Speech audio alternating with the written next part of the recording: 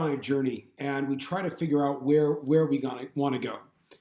And oftentimes, in the course of thinking about like where our lives can go, we either have a tendency to set our goals too low or to set them ridiculously high and not know how to get there. Now, what's interesting here for me is that there's nothing wrong with setting very aggressive goals, let's call them, setting like big pictures. In fact, oftentimes what we suffer from is setting too low goals. And if the goal does not inspire you to make you grow kind of beyond what you think is you're capable of, oftentimes you won't go there. So sometimes when I'm speaking to someone and I'm like trying to work through where they want to go in their life, and they give out like kind of like, I want a little bit better than it is today. So oftentimes that's the sign of someone who is extremely kind of jaded in their life. They've been beaten down by life, so to speak, and they really can't imagine a future that's significantly better from where they are now. And that's unfortunate in a lot of ways. This concept that we are built in the image of God sort of speaks to this concept that we can create something unbelievable with our life.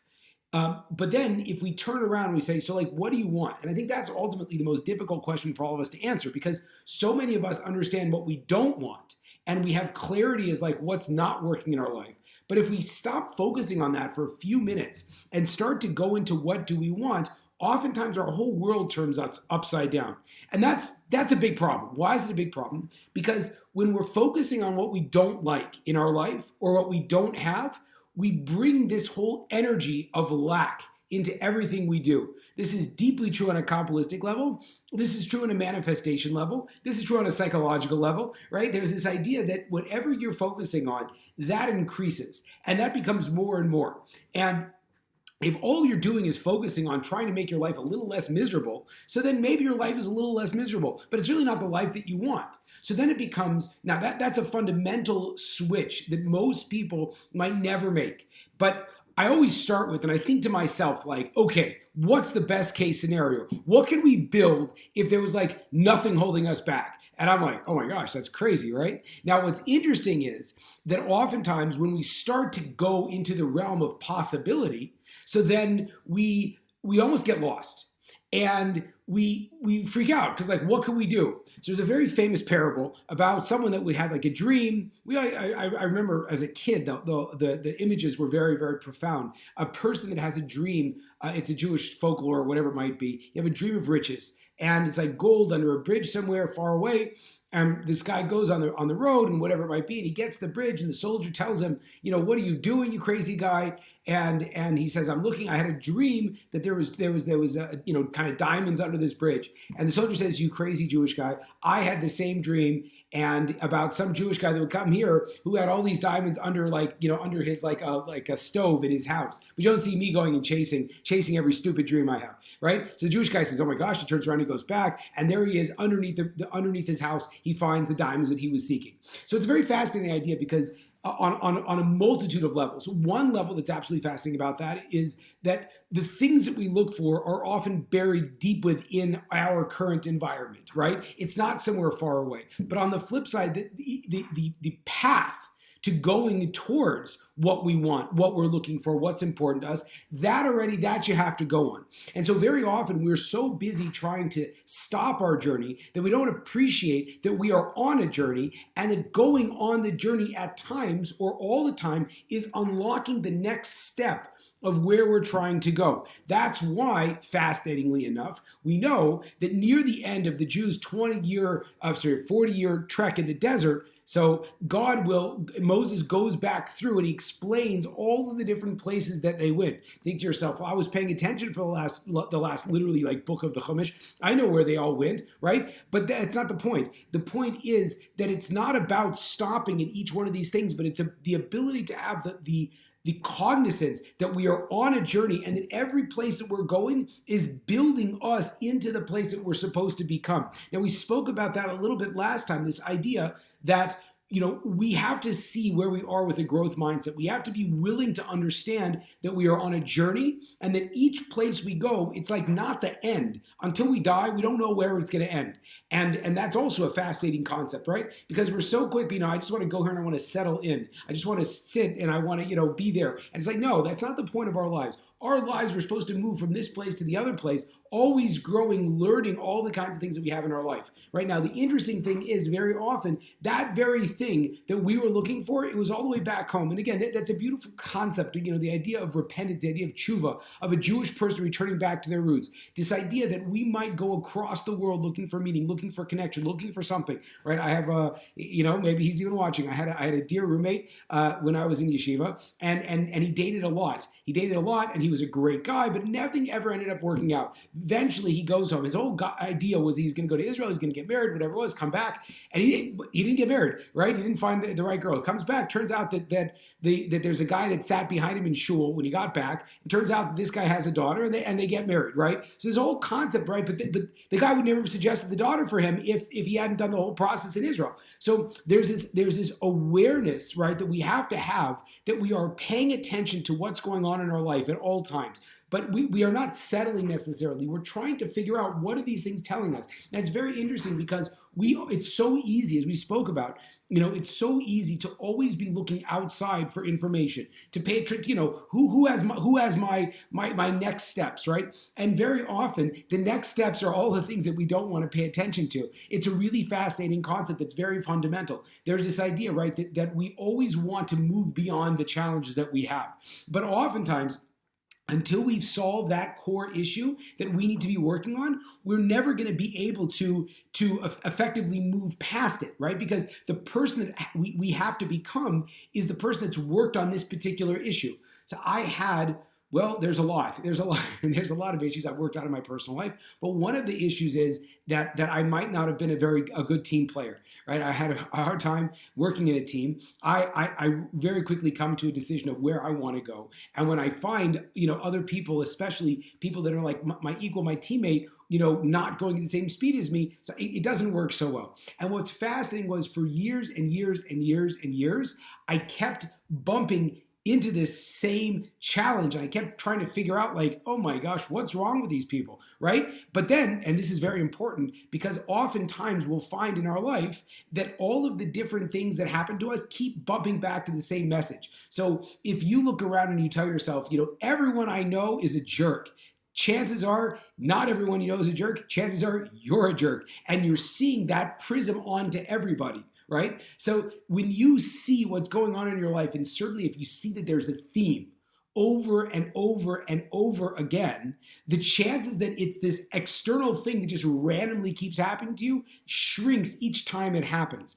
And really what happens to you is you have to appreciate that you're not going to get to the next place that you need to get to until you've let go of this thing. And that's a very fascinating idea, because we all know that we carry trauma inside of us. We carry all of, again, you just think about it. It's like, when we encounter new environments, when we hear a song, like you'll hear a song, you didn't hear the song for a long time. For me, it's like 90s rock music. Whenever I hear 90s rock music, so suddenly I'm back in high school, and I can bring back memories. I can feel it, I can think it, all of that kind of stuff. And it's amazing because I could go, my whole day life, whatever it might be, but then, I don't know, Candlebox comes back on. Look that stuff up, fantastic band, right? Or Ben Fold 5, stuff that I used to listen to, right? And suddenly I'll remember exactly where I was. And not only just like exactly where I was, I will remember temperature, I remember sounds, all of this stuff that's like just encoded in my brain, and I thought it was gone,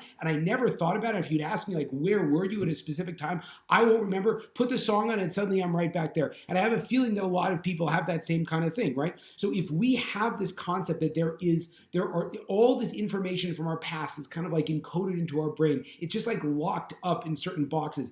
And again, this is so fascinating if you think about it, right? Oftentimes, again, and we spoke about this also in an earlier class, that when you might have like really self-developed, right? And then you go home to be around your family, maybe your sister, maybe your parents, right? You go back to the old neighborhood, you see your old friends, and suddenly you'll find yourself regressing back to a lot of the same things that you thought you had grown beyond. You're like, come on, I thought I'm not dealing with this anymore. But the reality is that you are kind of coexisting at the same time, different people. And it might be that you don't see that part of yourself all the time, with your relationships might be different, but until you've really worked through a lot of these issues, you won't be able to progress on to the next stage in your life, because all of the past you is staying there and it's inside of you, right? And these messages are going to be around you at all times, and they're going to be triggering you and frustrating you. And oftentimes we try to run away from all that stuff,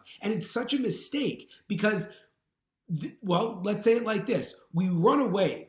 There's that idea of fight or flight, that stress brings us back to a very basic part of ourselves where we're trying to survive, right? And so when you feel like you're in stress, you're in survival mode. And we know survival mode is, right, it's fight or flight. And we either try to fight it, we become very aggressive, or we try to run away from it and ignore it. And the interesting thing is that nowadays we don't have to run from anything. We don't need to be in survival mode. We might feel like we're in survival mode, but then if we utilize our rational brain to look at this whole thing, we can say, you know what? I can deal with it. I have this all the time. I was terrified for years and years and years of like asking someone for something. It was super uncomfortable for me.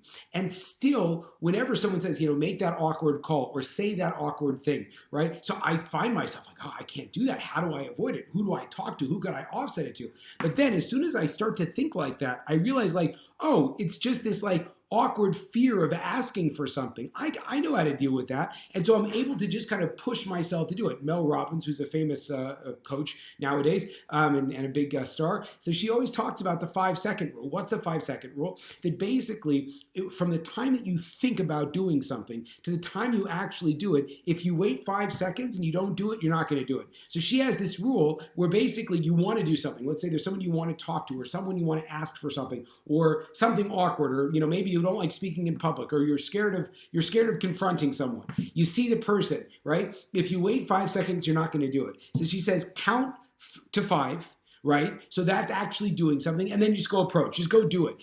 But we always find, right? Again, I had a client that was like an amazing thing, right? We spoke for months about him starting his own project, like his own podcast, his own video series, whatever it is. And I knew that he could do it, and he knew that he could do it, but it took a really long time for it to really get off the ground. And eventually he did it, and he was like, this is fantastic. I love doing it. And it was just like it broke. And on one hand, it's like amazing because he did it. On the other hand, it's sad a little bit because he could have been enjoying it so much earlier, right? So it's like if you appreciate that what you want to do and you appreciate where you want to go, it's within your grasp and you're able to do it, so then you might as well just start enjoying it earlier. So there's this concept like, why do I want to wait? Why do I want to push off until tomorrow the stuff that I want to do today? Why don't I just go and do it? Because we oftentimes find, if you look back and the thing you didn't start, now that you started it, you're like, oh, I love this. This is great. Where was this all my life? It's like it was there. It was waiting for you. You just weren't ready to do it yet. So this concept is, so to speak, look around in your life. The things that we want to do intrinsically will speak to us. If it's starting a new business, if it's starting a new partnership, if it is, doing, we all kind of know, right? And that's such a fundamental idea that deep down inside, we sort of know what our next steps should be or where our true north lies. And we know if we're living a life that's kind of like true to who we are or not. And if you don't know that and you just kind of feel it like deep down, you have to kind of shake a little bit of the nonsense off and start to be honest with yourself. But once you're honest with yourself and you kind of know what to do, suddenly we become terrified of like, well, but what about all this stuff? What about all these opinions, these people, things that what they might say? I'm not ready for it, whatever it might be. And when that happens, you have to appreciate, think about, again, it's a meditation, I like to say. But think about, what would my life be if I had this already accomplished? What would my life be? Again, let's say I would love to have a show where people watch it and it would be amazing and I have the right guests and I have the right publicity and I'm really bringing value to the world. How would that feel? And so some people be like, God, that sounds awful. I never want to do that. Great, not for you. But for the next person who says, yeah, I've been waiting for that all my life. Like I always knew I had that inside of me. I'm so excited about that. That would make my life so much better. Then you say, okay, great. So let's do it. And then you say, oh, I can't do it. No. So that the point is, the meditation that you have to take is think to yourself, think about it as if I've already done it.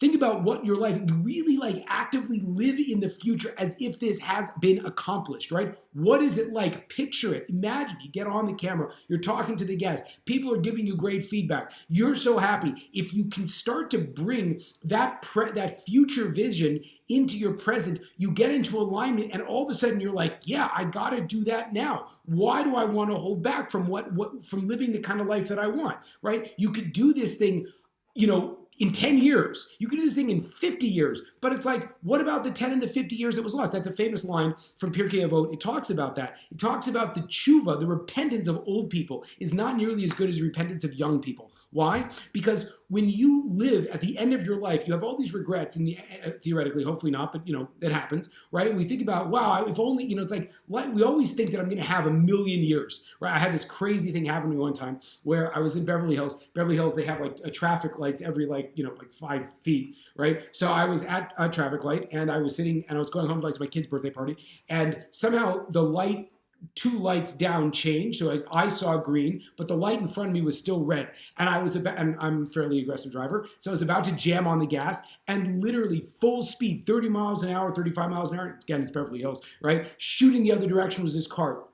And I thought to myself, I'm like, wow, I had this whole I had this whole day planned. I had everything planned, but like, had that thing happened, had I just been a second earlier or jumped on it, right? My day would have been over, theoretically speaking. It would have been like a straight T-bone into the car. It wouldn't have been bad, right? So the idea is, we oftentimes, this is a very deep Jewish meditation. It says that you're not supposed to think about tomorrow because maybe you're thinking about someone else's tomorrow. So on one hand, we think we have an endless amount of time to accomplish whatever we want. And that's not a good way to think about it, because maybe you don't. And maybe you only have today, and maybe you only have right now. So if you're not living the life that you want, why not start to take the steps right now to make it happen? And fast and left, guaranteed, 1,000%. I've seen this with everything. It's like getting to the end of the finish line. It's not nearly as pleasurable as taking the steps along the way. The fact that you feel like you're on a journey, the fact that you feel like you have forward momentum, always a greater experience than just, I crossed over the finish line, I got whatever I wanted, right? That's a whole fascinating idea. It talks about, again, deep, very, very deep. It says that when the seas split, right away, God starts speaking about the revival of the dead. Not for now, but Jews believe in revival of the dead. Now, interesting, sea splits, why are you talking about the revival of the dead? So the deep commentaries explain, right, that up until this time, the Jews had always been knowing that God eventually was going to split the sea. And as soon as that happened, God said, now there's another thing off in the future. We have to live with this idea that the best is yet to come, that there is a hope for tomorrow. We have to get in line with that. We have to be thinking about that, because if you have that sense that this is all it is, or this is all I'm going to get, right? So oftentimes you look around, it's not a motivating perspective. So people by definition have to live in a more inspiring future, in a future where they are better than where they are now. And as soon as you are there and you recognize that, and you have that awareness, so then you have to generate the feelings, what would it be like if I was there now?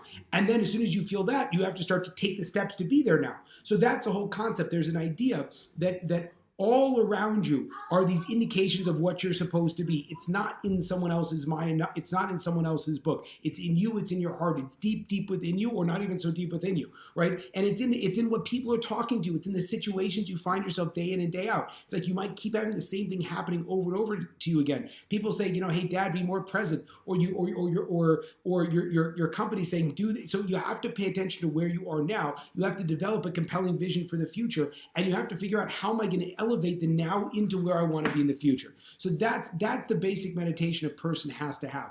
And again, on top of it, the most important thing, even more than that, is when you find yourself kind of lost, and you find yourself not knowing what direction you can go, or you find yourself looking at your future and it's a huge wall, right? You wake up in the morning and you're stressed out, right? And again, this is a very common theme. It's the same thing's been happening over and over and over and over again to you. And you wake up and you say, oh man, I can't do another day. I'm still stressed out. I'm still frustrated, all these kinds of things, right? So the person that had those challenges, you can become a different person right away. So you have to appreciate that, even though it didn't, again, and this is such a deep idea, right? If you think to yourself, why has this not been fixed yet? So the answer is, if you keep waking up and it's still not fixed, the reason why it's not fixed yet, it's you. You're the problem. That's the thing. It's not like it's not like anything's impossible. It's if you haven't moved in that right direction, it's you that hasn't moved yet.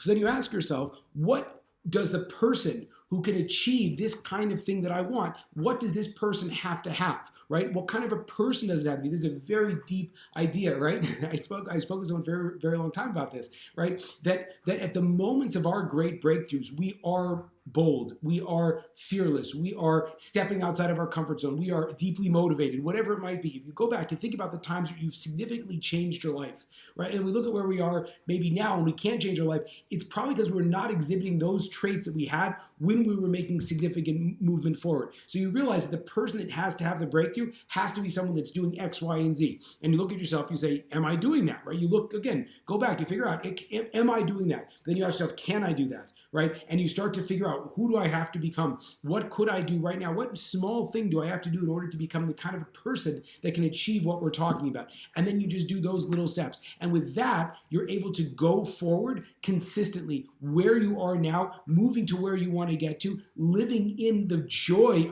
of positive forward motion. Thank you very much.